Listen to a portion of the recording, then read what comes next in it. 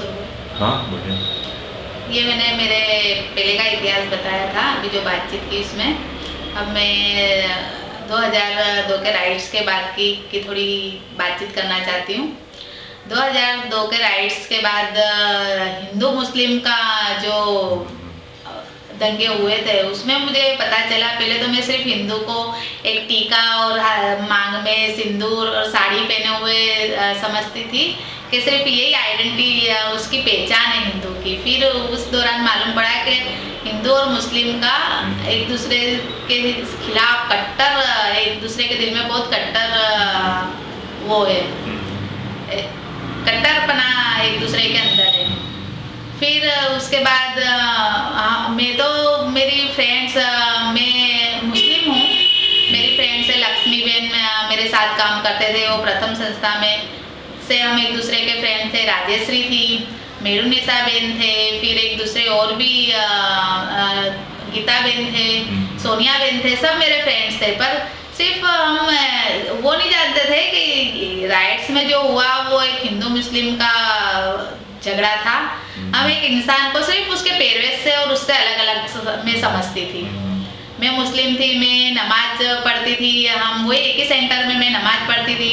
Lakshmi Ben उनका व्रत रखते थे तो कुछ पढ़ के व्रत को छोड़ते थे, तो हम लोगों को जरा भी ऐसा लगता नहीं था। राइट्स के बाद पता चला कि ये किस तरीके का वो है। उस दौरान हम लोगों ने मेरी पहचान आफ्टर राइट्स के, अभी जो मैंने जिससे शादी की है वो एक हिंदू लड़का है, हसनैन से हुई थी। तो एक साइड में पहचान हसनैन से हुई थी उस टाइम पे। एक साइड में हिंदू मुस्लिम के राइट्स चल रहे थे, दूसरी साइड में मुझे उस लड़के से कुछ लगाव हो गया था। तो बहुत मेरी ज़िंदगी में उथल पाथल चल रही थी। मेरे फ्रेंड्स थे, मेरे दोस्त थे, वो मुझे मना करते थे कि अगर तू ऐसा करेगी तो तुम लोगों को कोई घर नहीं देगा, वो नहीं देगा, आप लोगों को कोई बुलाएंगे नहीं, मतलब डरा। मैं भी खुद बहुत डरती थी। और दूसरी तरफ हमारे संस्था के अंदर हम लोगों को जो काम हम लोग करते थे वो कहीं ना कहीं हम लोगों को उनकी मर्जी से करना पड़ता था। तो हमारे ग्रुप की जो बहनें थी, हम कभी कभी खाने बैठते थे तो एक दूसरे के साथ बात करते थे, तो हमको यूँ लगता था जो हमको करना है वो काम हम कर नहीं पा रहे, और ये जो बोलते हैं वो काम हमको मतलब करना नहीं भी है, करने लायक नहीं है, तो भी हमको वो काम करना पड़ता है। तो हम बैठे बैठे अनजाने में हम हमारा एक ग्रुप बना रहे थे कि नहीं हमको ये पसंद नहीं है, ये हम फिर भी हमको ये करना पड़ता था। हम अनजाने में हमारा ग्रुप बना रहे थे। हमने फिर एक ग्रुप बनाया, लक्ष्मी बेन, सोनिया बेन में और 2-3 बहनें और दूसरी थी, सबने मिलके एक ग्रुप बनाया, उसको नाम दिया हम का नाम दिया, हम संगठन का नाम दिया। और उसके अंदर हम लोग वॉशिंग पाउडर बनाने लगे। वॉशिंग पाउडर बनाते थे और हमारा जो एनजीओ का काम था वो भी हम करते थे, और हमारा जो हमको जो अच्छा लगता था, जो काम हमको पसंद था वो भी हम लोग करते थे। उसके अंदर एक बार हम लोग संस्था के रूम में बैठ के हमारा काम कर रहे थे, तो एक अमेरिका के कुछ ग्रुप आया जिनके साथ जो महेश को हम पहचानते थे, उनके साथ अमेरिका के कुछ लोग आए। उसमें आईपीएम के जो डायरेक्टर है जो, और एक सोनिया करके एक लड़की थी, सोनिया करके, और सोनिया की एक मॉम थी, माँ थी, वो थी, और 1-2 लड़के कुछ थे। ऐसे लोग आए और हम लोग पहली बार अमेरिका के लोगों को मतलब मिल के, हमारा पूरा ग्रुप है, बहुत खुश हुआ कि जैसे हमको मिलने मिला। उस टाइम पे हमारे वहाँ पे जो संस्था में हम काम करते थे उसका कोई भी वहाँ पे मौजूद नहीं था, सिर्फ हमारे ग्रुप के लोग वहाँ पे मौजूद थे। तो हमने उनके साथ बातचीत शुरू की। हमको बात करना आता नहीं था, तो महेश थे वो थोड़ा ट्रांसलेट करते थे।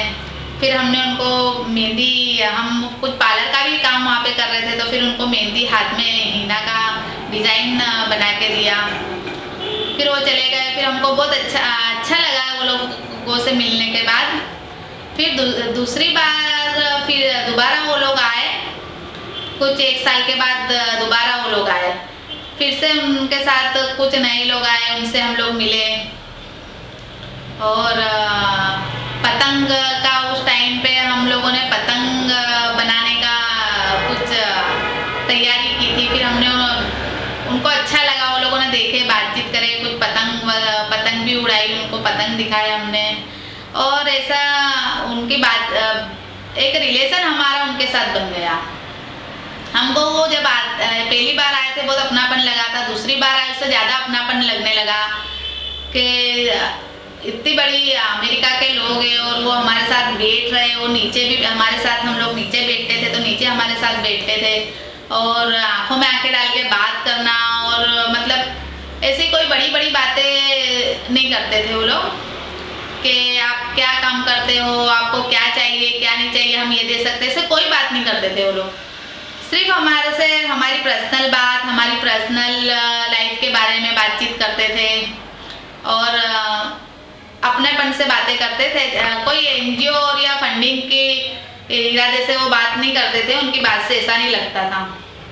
तो हम बहुत ही एकदम ही खुलेपन से उनसे, हमको बात करना इंग्लिश आती नहीं थी, फिर भी हम उनको हमारी बोलने से उससे एक दूसरे को हम समझ सकते थे। फिर और उसके 1 साल बाद फिर उन्होंने कुछ हमको सपोर्ट किया पतंग के लिए, फाइनेंशियली भी थोड़ा बहुत हमको सपोर्ट किया पतंग के लिए। और फिर और वो लोग हर साल नए नए लोग, नए नए दोस्त लेके आया करते थे आईपीएम के वहाँ से। और हमारा रिलेशन आईपीएम के साथ एकदम एक फैमिली रिलेशन जैसा, हम ग्रुप का एक रिलेशन बन गया उनके साथ, आईपीएम के साथ। बहुत लोगों को हमको जानने पहचानने मिला। हर बार नए नए लोग आते थे, वो हमारे दोस्त बनते थे, हम उनको पहचानते थे। उसके बाद हर एक को हमारे साथ उनका ग्रुप में फोटो होता था, और हर एक को हम लोग, हमारा पूरा ग्रुप, लक्ष्मी बहन, राजश्री, मेरुनिसा बहन, सोनिया बहन और 1-2 भाई थे, वो सब पहचानने लगे। तो फिर आपको दूसरा यानी बेसिक अगर आप पूछो इनके साथ, क्योंकि पैसा तो हम लोग बहुत देते नहीं है एज आईपीएम, फंडिंग तो बहुत कम होता है, तो आपको क्या लगता है कि क्यों आईपीएम जैसे ऑर्गेनाइजेशन इम्पोर्टेंट लगता है आपको ये रिश्ता? अगर आप 2-3 शब्द उसके ऊपर बता सकते हैं तो अच्छा होगा।